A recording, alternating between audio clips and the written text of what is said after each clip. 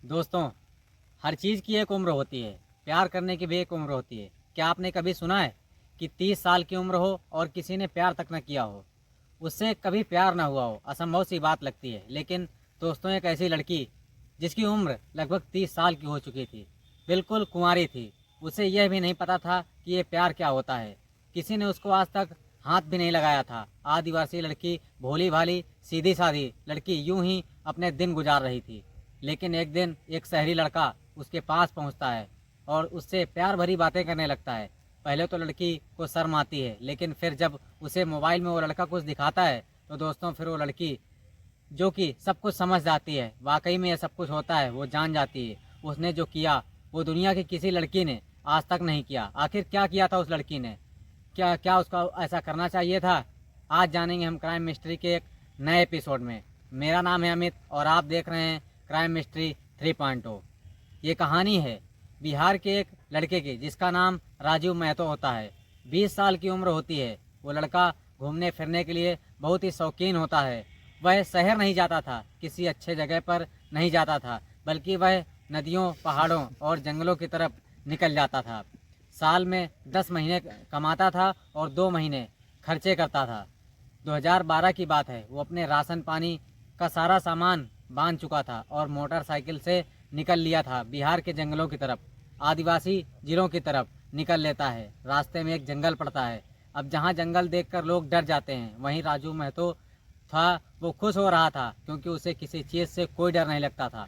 जंगलों में उसे घूमना और भी अच्छा लगता था। अब जंगल में कुछ दूर तक पक्का रास्ता था, कुछ दूर तक कच्चा, लोगों के द्वारा बनाया गया पगडंडी रास्ता था। उन्हीं रास्तों पर वह निकल लेता है। उसके बाद 5 घंटों तक बाइक चलाते हुए एक ऐसे इलाके में पहुंच जाता है जहां पर दूर दूर तक घर दिखाई दे रहे थे।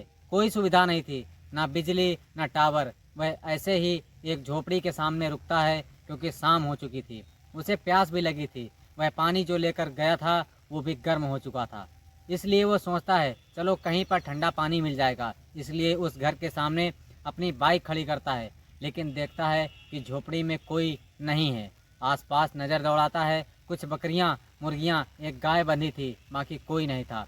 लेकिन कुछ देर बाद एक लड़की उसे आती हुई दिखाई देती है, जो कि जंगल की तरफ से सर पर मटका रखे हुए नदी से पानी लेकर आ रही थी। उसे देखता था। उसकी सांवली थी सी सूरत थी और जो उसका शरीर था बहुत ही दुबला पतला था।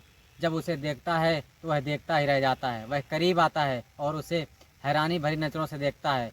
वह लड़की सोचने लगती है कि कौन सा शहरी आदमी है जो यहाँ पर आज आकर खड़ा है। अक्सर जो 2-4 महीनों में कोई न कोई रास्ता भूल कर उधर आ ही जाता था।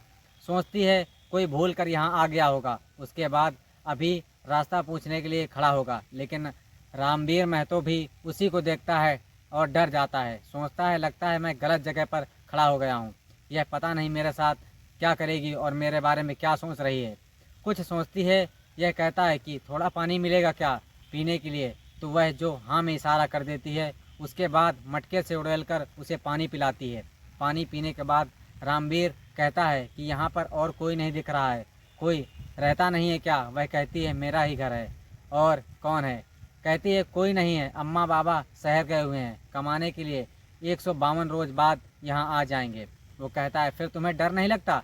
वह मन ही मन सोचता है यार क्या लड़की है, इस जंगल में अकेले इस घर में कैसे रहती है। वो कहता है कि तुम्हें यहाँ पर डर नहीं लगता? वो कहती है किस बात का डर?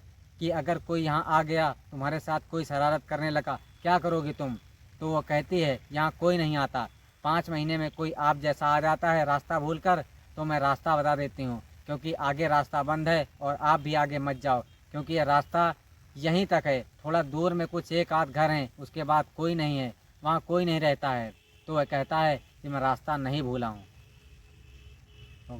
भूला हूँ, मैं तो घूमने के लिए यहाँ आया हूँ, मुझे घूमने का शौक़ है, मैं जंगल में घूम रहा हूँ। कहती है वो लड़की ठीक है। उसके बाद फिर वो बैठ जाती है, वहीं पर बैठ जाती है। फिर वह कहता है तुम अकेली हो, अगर तुम्हारे साथ कोई ज़बरदस्ती करने लगा तो तुम फिर क्या करोगी? कोई जानवर ही आ गया तुम्हारे ऊपर हमला कर दिया, तुम क्या करोगी? तो वह कहती है अपने कमर से खंजर उसने खोस रखा था, निकालती है। उसे देखकर रामवीर डर जाता है। वह कहती है फिर आगे क्या करता है रामवीर उस लड़की के साथ? कहानी के पार्ट को जानने के लिए हमारे चैनल को सब्सक्राइब कीजिए। कहानी का अगला पार्ट कल शाम 7 बजे आपको इसी चैनल पर ज़रूर मिलेगा। धन्यवाद। ठीक है।